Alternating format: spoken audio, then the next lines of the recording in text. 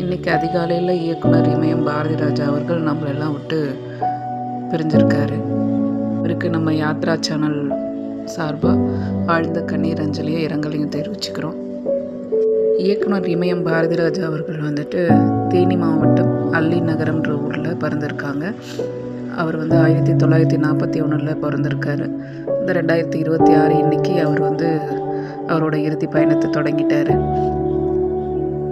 தமிழில் 1977 அவரோட முதல் படமான 16 வயதினிலே வந்தது.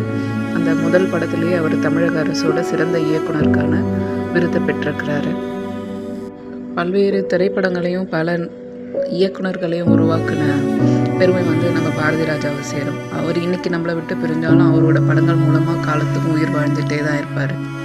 தமிழ் படத்தை ஸ்டுடியோக்கள்லேருந்து கிராமத்துக்கு கொண்டு போன பெருமை பாரதிராஜாவை தான் சேரும். அவர் இழந்தது தமிழ் சினிமாவுக்கு ஒரு மிகப்பெரிய பொக்கிஷத்தை இழந்ததாக தான் நான் கருதுகிறேன்.